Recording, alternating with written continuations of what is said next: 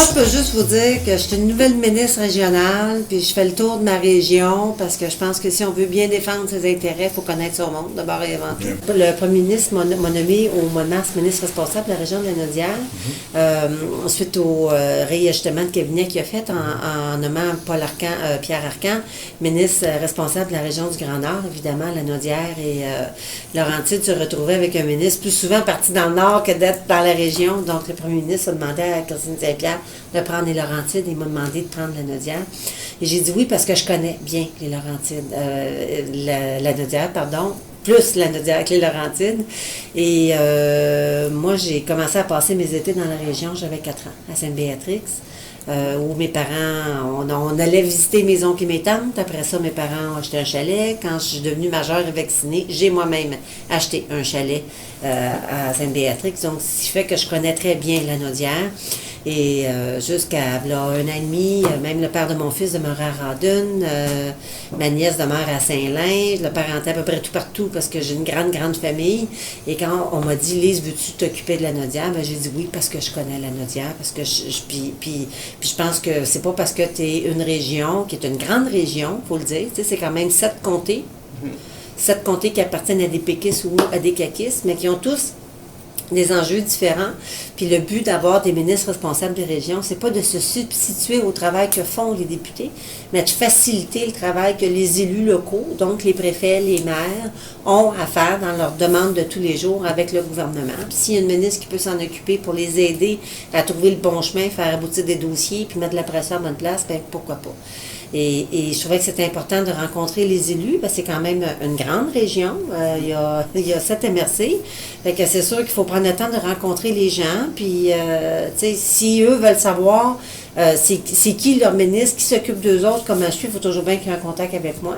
Puis je pensais que le fait qu'on est parti de Québec avant que les vacances soient prises pour tout le monde, ben, je disais, pourquoi pas, on va aller faire le tour de la région, on va rencontrer les élus par MRC, parce que c'est beaucoup plus facile. Donc, on a rencontré lundi les gens de la MRC d'Autrey, on a rencontré ceux de Joliette. Aujourd'hui, là, on vient de faire la MRC de la Matawini. Et aujourd'hui, on est dans Montcalm, donc on va aller rencontrer les autres aussi.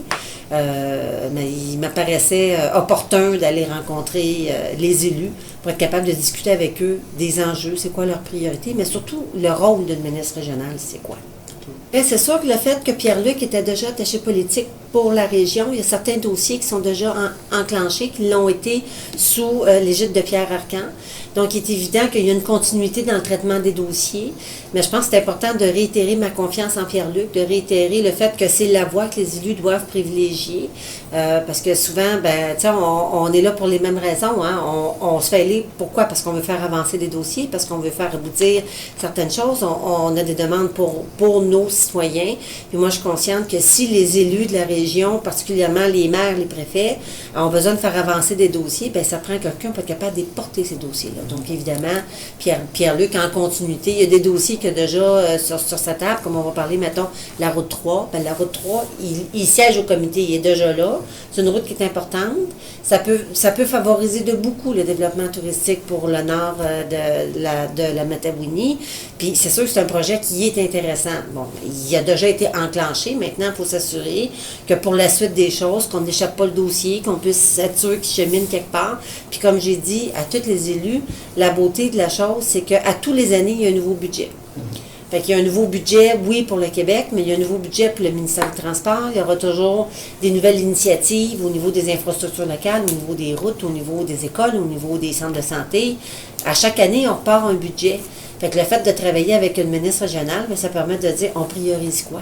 Qu'est-ce qu'on va avoir en premier? Qu'est-ce qu'on veut prioriser?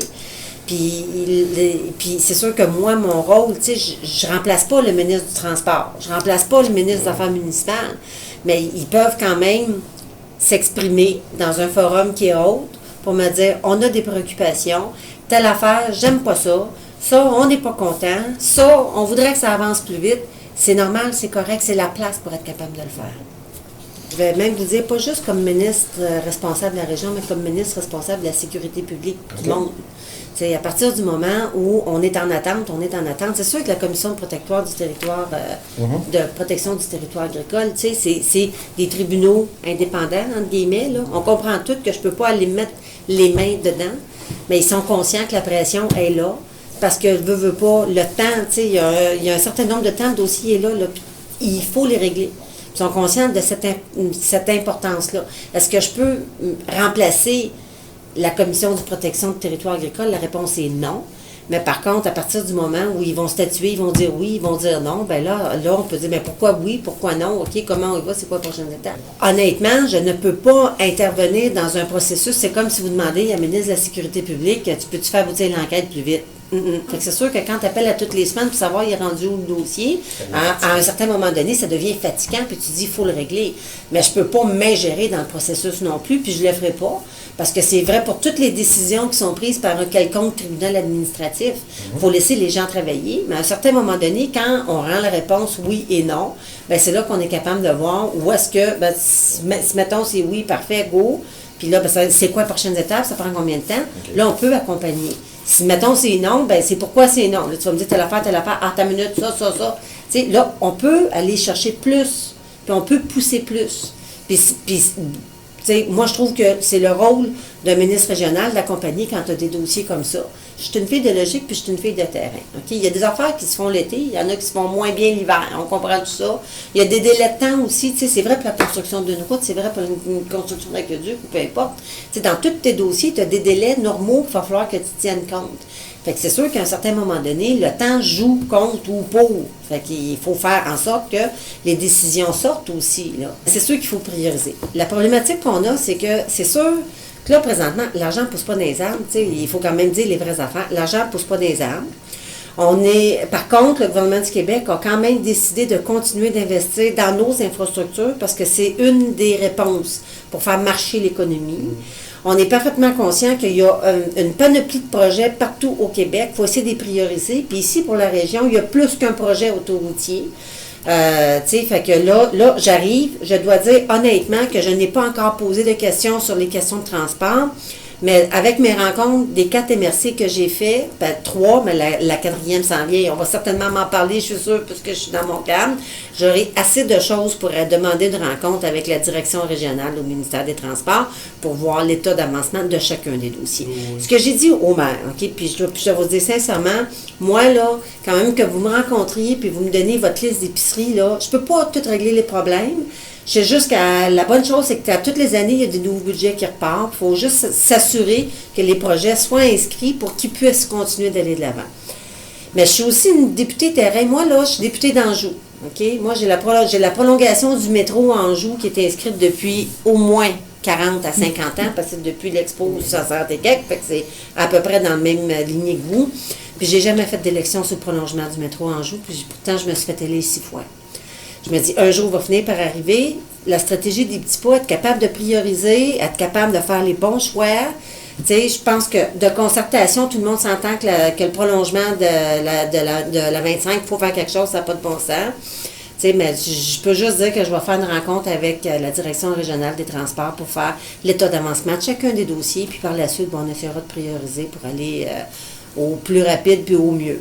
Ce que je peux vous dire, pas spécifiquement pour la région, là, mais ce que je peux dire, c'est que chaque commission scolaire est gérée de manière autonome par ses élus. Il y en a qui ont des déficits, il y en a qui n'ont pas de déficit, il y en a qui n'ont pas d'augmentation de taxes scolaires. C'est le cas chez nous. Moi, j'ai la commission scolaire de la Pointe-de-l'Île, puis il y a 0 coupure de service dans la commission scolaire.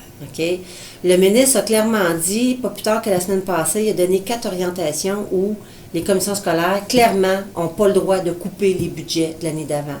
Et il y a particulièrement là-dedans l'aide aux devoirs et les banques alimentaires pour les jeunes. Là. Ça, c'est deux des 4 volets là, que je suis capable de vous donner à brûle pour point, où c'est clairement, le ministre a dit, il n'y aura pas de coupure là-dedans, parce qu'on doit privilégier vraiment nos enfants. Fait que je pense que c'est l'aide aux devoirs, l'aide au petit déjeuner. Le 3e, si je m'abuse, c'est les professionnels de la santé. Parce qu'il y a des déficits d'attention, etc., les orthopédagogues. Puis il y en a un 4e, là, je ne me souviens pas, là, ils vont vous le trouver, là, mais clairement, le ministre a dit qu'il accepterait aucune coupure de service, aucune réduction de service dans ces volets-là. Parce que c'est la réussite des enfants. Bien, voyons. Dans mon style de leadership, là, OK, je pense qu'il y a certaines batailles qu'on doit choisir, puis d'autres qu'on doit choisir de faire, puis d'autres qu'on ne doit pas choisir de faire. Et dans ma compréhension du dossier, de ce qui m'a été présenté, je sais aussi que le pape a outrepassé ses limites et il a fait des recommandations dans des champs, dans des champs qui ne le concernaient pas, qui a été plus loin que ce que son mandat l'autorisait. Je peux juste vous dire que comme ministre qui est assis au comité des priorités, sans vous dévoiler de secrets, je ne remets pas en cause du tout la nécessité et l'obligation de faire du développement hydroélectrique pour le futur du Québec. Et je pense que c'est le type de bataille que je ne veux absolument pas mener. Je pense que Hydro, tu sais, ce que je me suis fait dire, c'est qu'ils ont agi de manière très cavalière. J'en conviens avec les gens. Il y a certainement des meilleures façons de parler à ses partenaires sur le terrain. Il y a certainement des meilleures façons de leur présenter l'information. Il y a des meilleures façons de travailler avec les élus locaux. Est-ce qu'on peut atténuer certaines craintes, certaines demandes qu'ils ont? Peut-être. Mais je pense qu'on ne doit pas tout remettre sur la table et recommencer encore. Je pense qu'on doit aller de l'avant. Puis malheureusement, dans le dossier de l'énergie pour le Québec, le temps semble jouer un peu contre nous, je vais le dire comme ça. C'est un dossier où le travail qui a à être fait sur le terrain le sera fait. Puis je pense qu'il faut vraiment que les gens d'Hydro, les différents intervenants s'assoient avec les élus locaux pour essayer d'atténuer. Puis je pense que des mesures d'atténuation auront toujours sa place. Puis je comprends que c'est pas agréable non plus. Bon, là, j'entends la ligne, on parle de 60 mètres de plus, 65 mètres de plus. Est-ce qu'on doit vraiment tout partout? Je comprends la cicatrice que ça fait aussi. Je comprends tous ces arguments-là, mais je suis consciente aussi qu'on a besoin de notre énergie. Puis pour moi, c'est ça qui prime aussi, parce qu'on a besoin de cette énergie-là. Si on était en gros surplus, ça serait certainement notre paire de manches, mais présentement, je travaille pas de secret là, quand je dis ça, là, l'énergie, on en a besoin, puis c'est un mal nécessaire. Maintenant, il faut atténuer et il faut essayer de travailler avec les élus locaux pour rendre la chose plus acceptable. Hydro-Québec nous parle de sécuriser le réseau à Montréal surtout, là. Mais la ligne, elle passe rendue aux États-Unis, il n'y en a pas de problème, tout passe dans le sous-sol, puis tout est beau, puis c'est l'objectif d'Hydro-Québec d'aller vendre son électricité. Quand on parle qu'on a besoin d'énergie, on n'a pas besoin d'énergie, il y a déjà des surplus qu'on ne réussit pas à vendre. Mais ce que les gens ne comprennent pas, c'est que c'est pas vrai qu'il y a des surplus qu'on ne réussit pas à vendre. C'est que quand tu es en hiver, tu manques, quand tu es en été, tu en as plus. Là, nous, on est en train de faire des ententes aussi. Il y a du travail de partenariat qui se fait parce qu'il y a des moments de pointe ailleurs. Mais prenez une, deux grandes industries de plus qui viennent s'établir ici par rapport à un projet de développement, on va en manquer d'électricité. On va en manquer. Est-ce qu'il y a de la perte quelque part dans le réseau? Regardez, moi, je ne travaille pas pour Hydro-Québec. T'sais, il y a des pots, il y a des comptes, il y a des gens qui vont vous dire oui, d'autres qui vont vous dire non. Puis, tu sais, c'est comme... Tu vas prendre ce qui fait ton bonheur là-dedans. Moi, je sais juste que c'est pas le type de bataille que je veux faire comme ministre régional. Moi, je veux faire les batailles pour rendre les routes plus agréables, que le monde se rende, que le trafic s'arrête, parce que je suis consciente que pour le développement touristique, quand tu es pris dans le trafic pendant 2 heures, c'est pas bon. La Naudière, c'est une superbe de belle région. Moi, j'ai acheté ici, je sais c'est quoi, les lacs. Tu sais, tu as tellement de belles choses à découvrir ici. Tu as un potentiel qui est incroyable. Puis on est tous conscients que le nord de la Matawini puis le sud, c'est pas pareil, là. Tu sais, mais moi, je me dis, il y a des belles choses à faire, puis je veux travailler sur des beaux projets.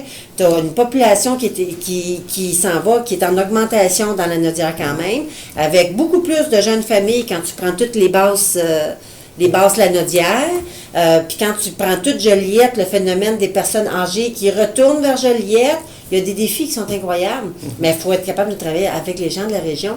Puis j'aime mieux travailler sur quelque chose, tu sais, rajouter une école, là, ça m'intéresse parce qu'on a plus d'enfants. Rouvrir plus de services de garde, ça m'intéresse. Comment faire pour avoir des meilleurs services de santé pour être capable de desservir les gens à la maison avec un infirmière pivot, ça m'intéresse. C'est ça que la ministre régionale peut faire quand on va regarder les différents types de dossiers. Je ne réglerai pas le cas de comté. Le cas de comté, il s'en va direct aux députés. Il y a 7 députés, ils sont supposés de faire leur job correctement. Moi, je fais ma job chez nous. J'ai des attachés politiques qui le font. Puis je fais ma job chez nous correctement aussi. Mais il y a des dossiers où c'est le ministre régional qui doit le prendre et le pousser à partir du moment où les élus de la région ont dit, ben nous, on s'en va vers ça, pouvez-vous nous aider? La réponse est oui, certain, je vais travailler avec eux autres. Puis les élus comprennent que je suis leur meilleur allié présentement pour faire avancer des dossiers, c'est le ministre régional qui sera toujours le meilleur allié. Parce que c'est une voie privilégiée auprès des ministres. On ne peut pas remplacer les ministres. Mais c'est évident que moi, comme ministre, s'il y a des irritants dans telle affaire ou il y a une demande dans tel secteur, moi, je suis en droit d'aller voir mes collègues ministres et de leur dire, ben gars, j'ai eu une demande, telle affaire, veux-tu regarder le dossier, gars, on te fait procéder. Tu sais, moi, quand les gens me disent, la paperasse, ça n'a pas de bon sens, dans l'industrie touristique, on remplit des papiers, des formulaires, ben, on peut-tu simplifier? Si on est capable de simplifier un déménagement, un changement d'adresse de déménagement, peut-être qu'on peut simplifier ailleurs. La réponse est oui, ça se fait. On l'a fait. Moi, je l'ai fait comme ministre du Travail pour les remises de cotisation de CSST. Fait qu'à partir du moment où le monde me dit, ben ça, vous devez prioriser. OK, mais je vais parler avec mon bon collègue, puis Pierre-Luc est au poignet à l'âge de tous les dossiers aussi, il veut pas, parce que les maires et les préfets, c'est lui qui appelle. Je dis, ben là, mon plan, il est là. Tu sais, comme là, on parlait des routes 1 et 2 qui ont été remis. Là, il y a 50 millions là, que le ministre a annoncé. Il y a déjà 24 millions de projets déposés. Ben moi, mon rôle, c'est de leur dire, avez-vous déposé vos projets? Ouais, mais là, telle route, on a déjà fait nos Renault. Non, je ne parle pas de celle-là.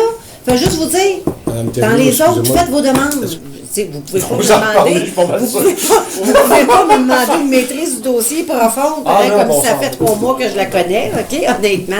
Et puis j'ai lu des fiches, OK? Mais ce que je comprends, c'est que oui, il y a des priorités. Il faut être capable de prioriser les bonnes priorités, puis il faut que ça soit compatible avec les budgets qu'on a. Fait que moi, je peux juste dire qu'à partir du moment où les élus identifient leurs priorités, là, après ça, c'est la priorité de la Nodière, parfait, c'est celle-là, OK, c'est la priorité de la Nodière. Est-ce qu'on peut la prioriser pour de vrai, la mettre quelque part dans la programmation? Est-ce qu'on peut avoir 2 priorités en même temps? Ça dépend de l'argent. Je ne me sens pas tenue par aucun engagement par le précédent gouvernement pour la simple et unique raison qu'ils ont enlevé plein d'affaires qu'on s'était engagées, puis ils ont remplacé par plein d'autres affaires, puis il n'y avait pas d'argent. Fait que moi, je pense que je pars du principe, là, on a déjà 1 an et demi de fête. Il en reste 3 et demi. La bonne nouvelle, c'est qu'il reste 3 budgets. On va travailler avec les budgets qu'on a, selon les priorités que les élus vont nous identifier. Puis on va essayer de tirer notre épingle du jeu pour la Nodière, parce qu'il y a 17 autres régions aussi, puis tout le monde est en demande. Tout le monde, Tout le monde est en demande. Merci. Merci beaucoup. Ça me fait plaisir.